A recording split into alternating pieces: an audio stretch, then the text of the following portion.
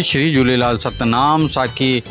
अध्यक्ष गिरधारी लाल मनकानी स्वामी भगत प्रकाश जी महाराज श्री अमरापुर दरबार जे समस्त संत मंडली जा आशीर्वाद वठी करे सभिनी प्रदेशवासियों लाइ करे कई मंगल कामना। जी हाँ दोस्तों, जयपुर शहर के पूज्य सिंधी सेंट्रल पंचायत महानगर जयपुर के अध्यक्ष गिरधारी लाल मनकानी जे पांजी टीम सां गॾु श्री अमरापुर धाम पहुंची करे दर्शन कया ऐं दर्शन करे संतन जा आशीर्वाद वरतन।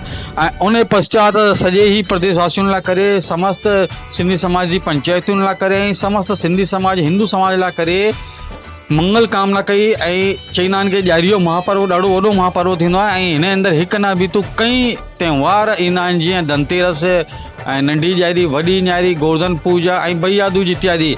त इन्हनि सभिनी त्योहारनि खे ॾिसी करे पूज्य सिंधी सेंट्रल पंचायत महानगर जयपुर के अध्यक्ष साहब गिरधारी लाल मनकानी जी पांजी टीम सां गॾु अमरापुर दरबार पहुता, संतन जो आशीर्वाद वरतन। उन खां पोइ संतन जे चरणनि में वेही करे उन्होंने सभिनी प्रदेशवासियों लाइ करे मंगल कामना कई कि इहो त्योहार चाहे धनतेरस हुजे, चाहे नंढी ॾियारी, चाहे वॾी ॾियारी ऐं चाहे गोवर्धन पूजा, चाहे भैया दूजी, सभई पूरे प्रदेशवासियों लाइ करे मंगलकारी हुजनि ऐं सभिनी लाइ करे इहे त्योहार ॾाढा सुठे नमूने मनाइणा घुरिजनि। इन जी उन्होंने प्रार्थना कई ऐं संतन का आशीर्वाद घुरी समस्त प्रदेशवासियों लाइ करे। श्री अमरापुर दरबार के अंदर सतगुरु स्वामी हाजरा हजूर श्री भगत प्रकाश जी महाराज ऐं संत श्री मोनूराम जी महाराज ऐं तंहिंजे अलावा अमरापुर दरबार जी समस्त संत मंडली मौजूद हुई। उन्हनि जे समक्ष वेही करे उन्हनि सॼे प्रदेशवासियों लाइ करे मंगल कामना ऐं अहिड़ी प्रार्थना कयनि कि सॼो सिंधी समाज खुशहाल हुजे,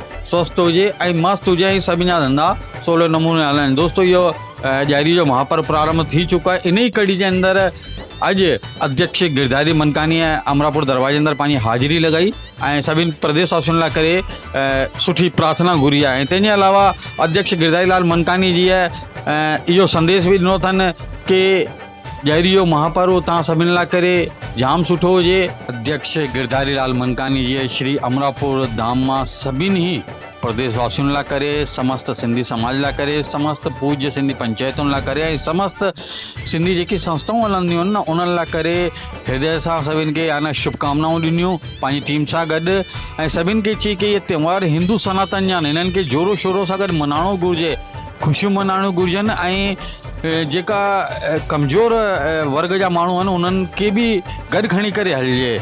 ये गिरधारी जो ॾाढो सुठे नमूने हिकिड़ो पैगाम हो कि जेका कुछ सिंधी समाज जा माण्हू कमज़ोर ततबे जा आहिनि उन्हनि जे घर में भी ख़ुशियूं थियणियूं घुरिजनि ऐं उन्हनि सां गॾु मिली करे मनाइणो घुरिजे। त इन मौक़े ते उन्हनि सभिनी प्रदेशवासियों के सिंधी समाज के अर्थात सॼी पंचायतुनि खे उन्हनि हृदय सां ॾाढी बधाइयूं ॾिनियूं अथनि ऐं शुभकामना ॾिनियूं अथनि। इहे भी पूरे पंहिंजे पूज्य सिंधी सेंट्रल पंचायत महानगर जयपुर की टीम जे पारां हिन मौक़े ते पूज्य सिंधी सेंट्रल पंचायत महानगर जयपुर जा दादा छबलदास नवलानी जी, विशाल शर्मा ऐं मातृशक्ति जी माताऊं भेनरूं गॾु हुयूं अध्यक्ष महोदय सां गॾु।